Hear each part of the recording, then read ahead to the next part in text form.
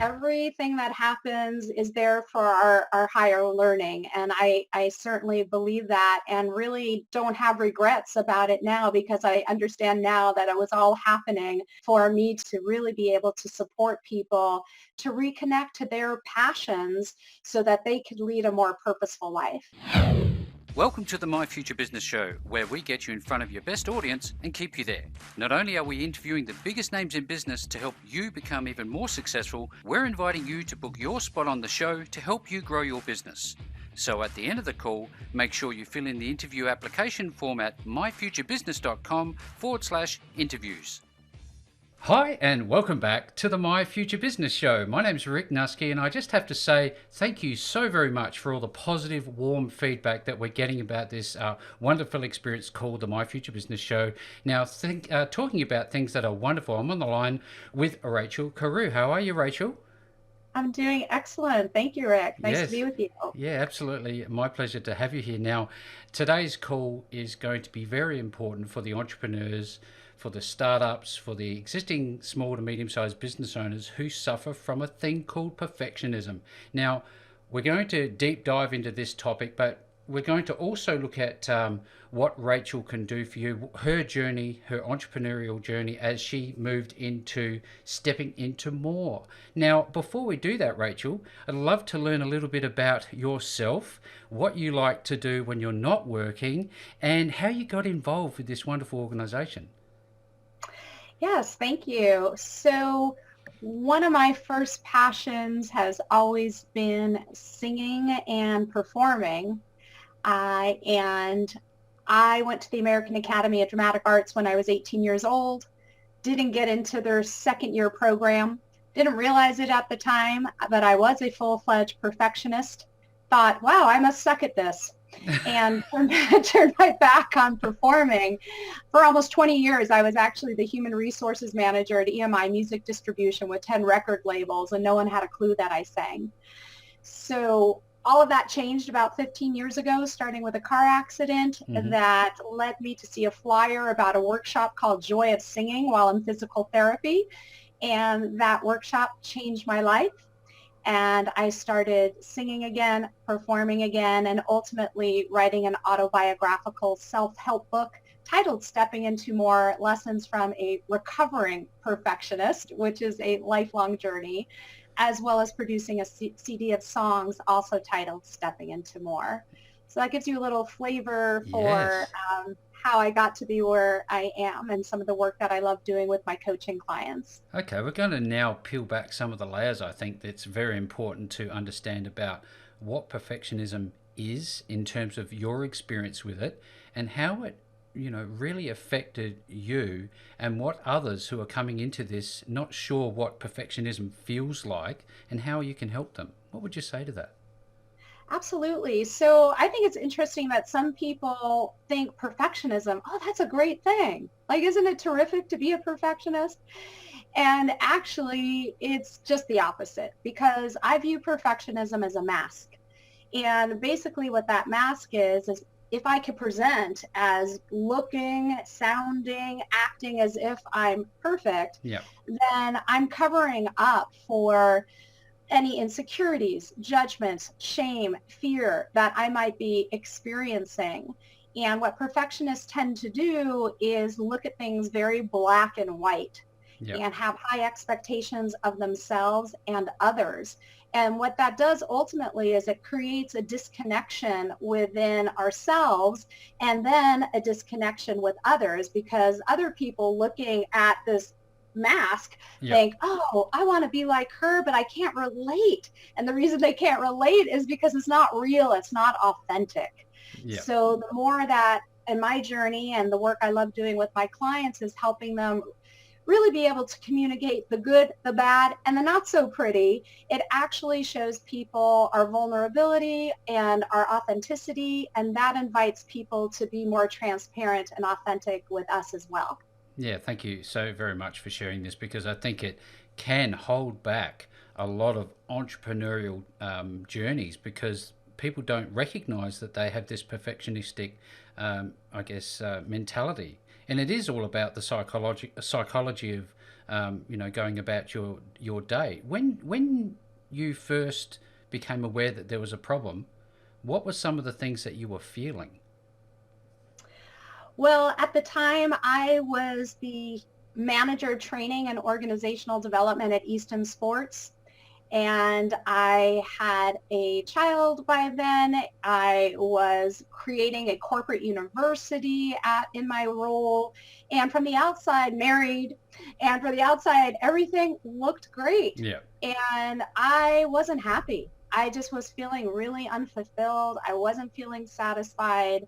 And as I started to do more of my deeper work, I realized that a lot of this was because of my perfectionistic tendencies and those high expectations that I was putting on myself and others that really could never be achieved or fulfilled. And as part of that, recognizing what was behind that was an old belief pattern that success really equaled achieving, Uh, and that my self-worth was fully dependent on achieving versus learning how to really value all of who I am and who am I being, and being okay with that, and yeah. recognizing, we're totally redefining what success meant to me. Yeah, that would have been a very difficult journey to, I guess, unlearn these traits. Now, how long did this actually take you to go through that process? Was it years? Was it months, days, hours?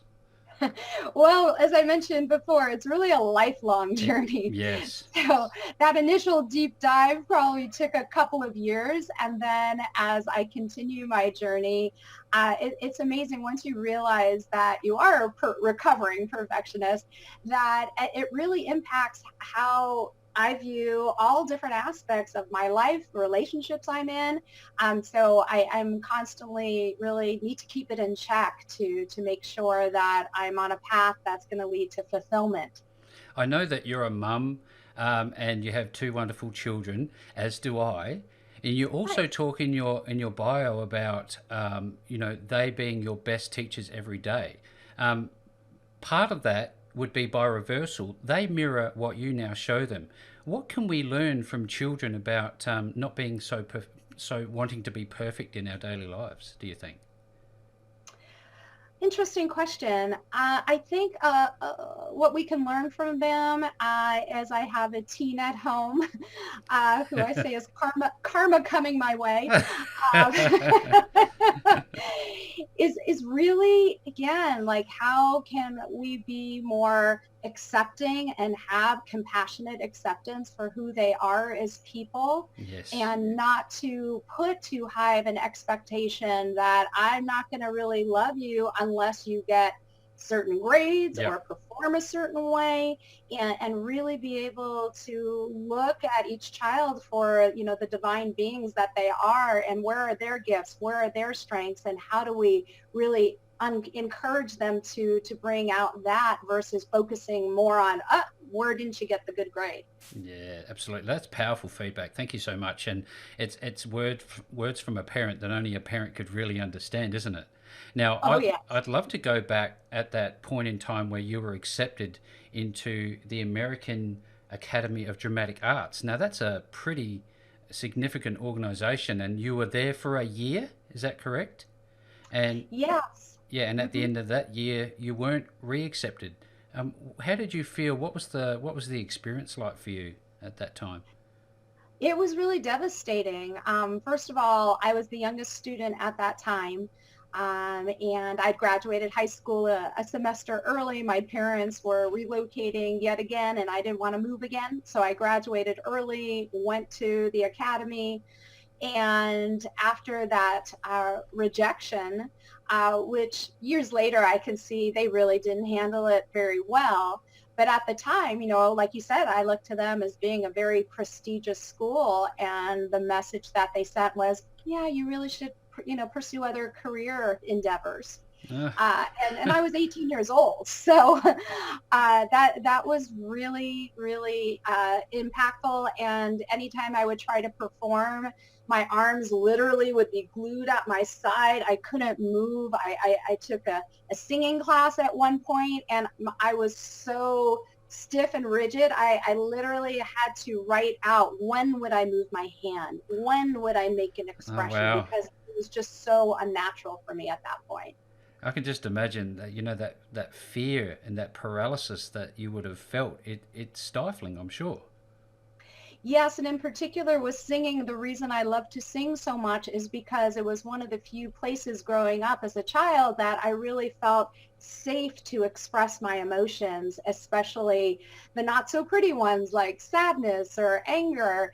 And that was in a way taken away from me for a very long period of time where I fully didn't self-express. And I think it really positions your life experiences, really position you to be a personal and professional development coach. For without those experiences, you wouldn't have had a perspective based on reality, would you? Absolutely. Everything that happens is there for our higher learning. And I certainly believe that and really don't have regrets about it now because I understand now that it was all happening for me to be positioned as I am now to really be able to support people to reconnect to their passions so that they could lead a more purposeful life. It's interesting that you say it was life is happening for me and not to me, because so many people think that they have this victim mentality. The mere fact that you said for me tells me that you're not in that, I guess, that fearful victim state. Is that part of the learning that you take your clients through? Absolutely. I really am passionate about inspiring reflection and results.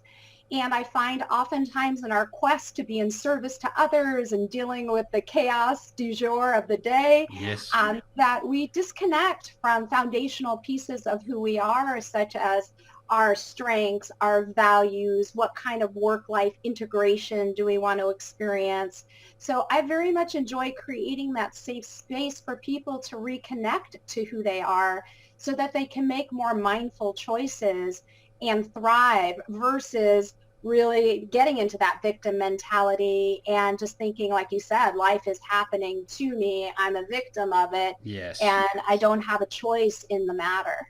Yeah, there's so many places that we could go with this call, Rachel. I'm really loving it. Thank you so much for sharing. Now, I wonder about, I always think about this and I talk about it as much as I can, is mindset and daily routines.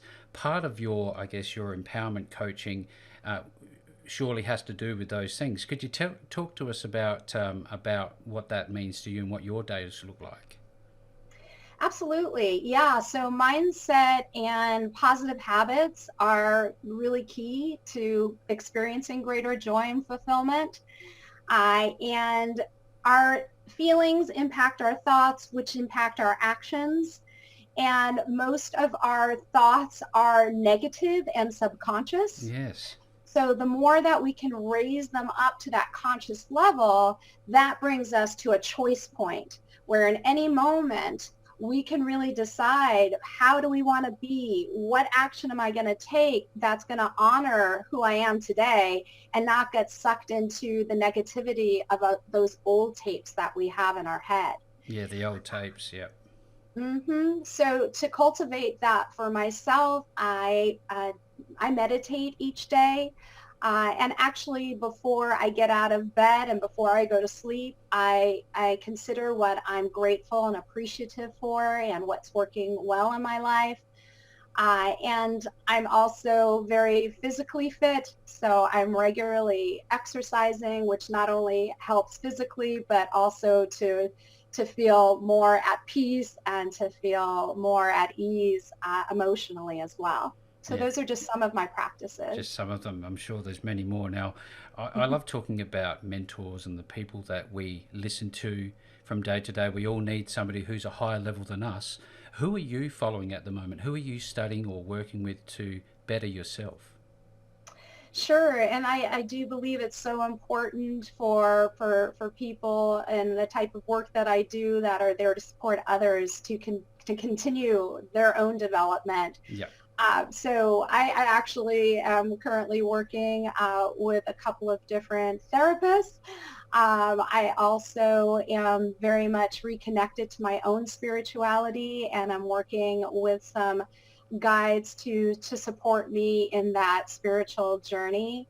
I'm continually going to retreats. I was at a meditation retreat last weekend. Fantastic. So I'm just continually learning and growing, and that's definitely core to who I am. I'm a lifelong learner. Yeah, fantastic. Thank you for sharing. Now, are you still singing now? Are you deep into singing? How is that going? Yeah, so when I first started performing again, I was primarily producing cabaret shows for myself and then bringing in other singers, and they were sold out shows, and very quickly it started to feel like work to me. Oh, And as a recovering perfectionist, it's uh-huh. really easy to get into that work mindset. Hmm. And so I kind of took a step back for a bit. And after I produced my CD, which was very joyful for me, I decided to really look for where are those opportunities for joy. So I have been recording. I'm actually recording a song right now, Shallow from Lady Gaga. I, over the summer, took a musical improvisation workshop series, and I'm starting now to talk about different opportunities to be singing at my synagogue, actually. Fantastic.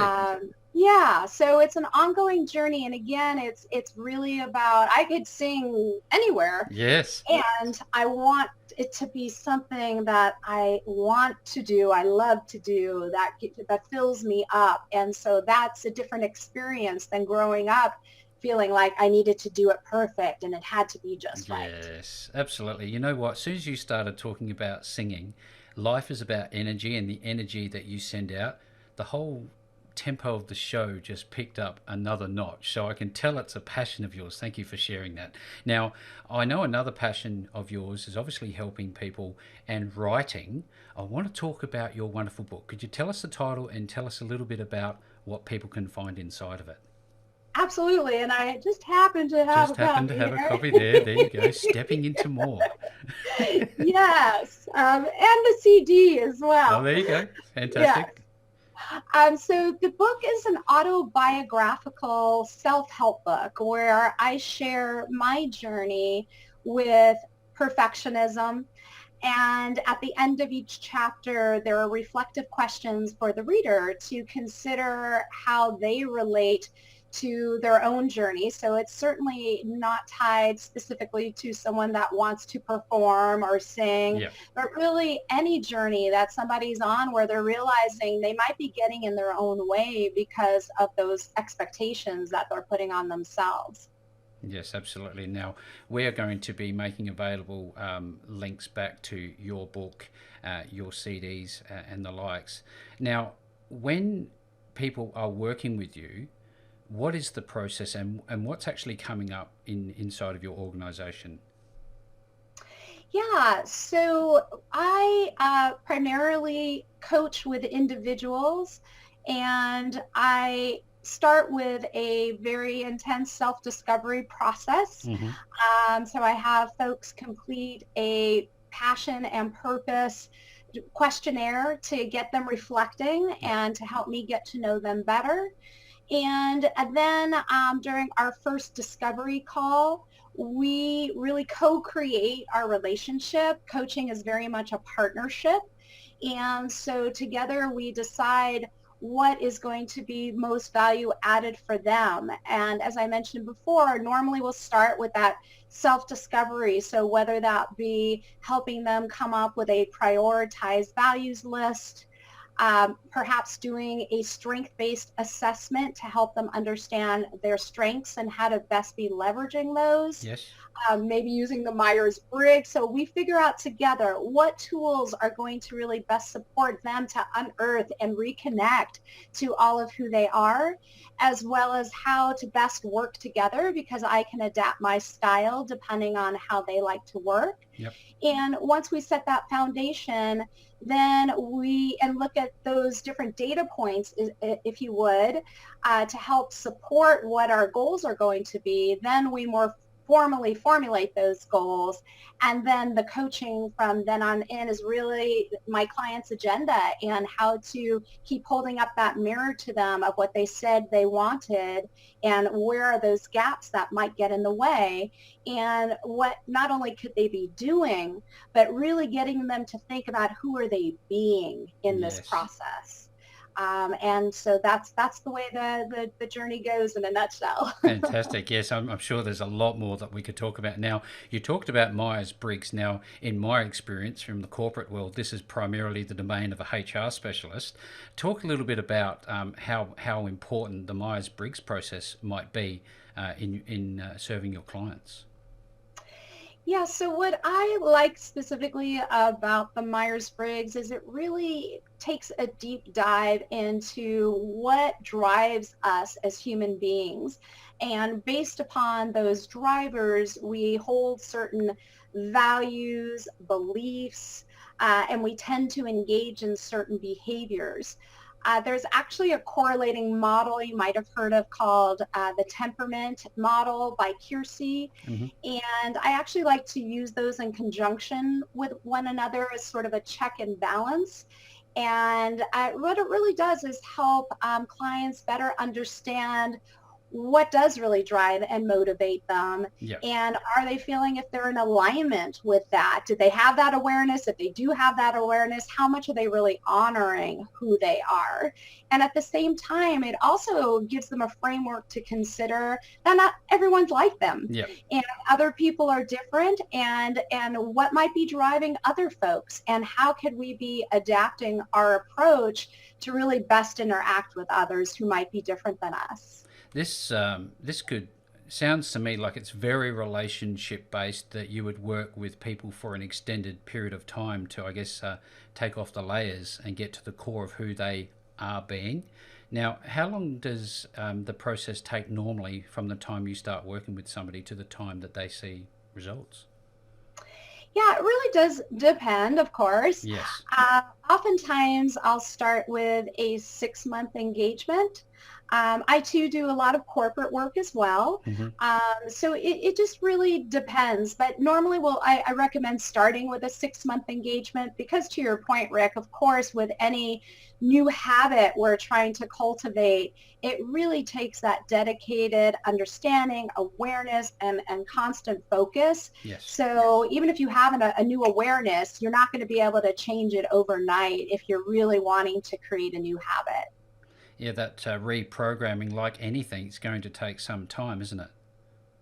Absolutely. And part of that journey from more of a neuroscience perspective is first understanding those old tapes and not pushing them away, but better understanding why they're there, how they might have served you, and recognizing they're not serving you now. And so that, and at the same time, it's kind of like going to the gym. You have that muscle on one hand, and the other hand, you're building the new muscle of who am I really at my core?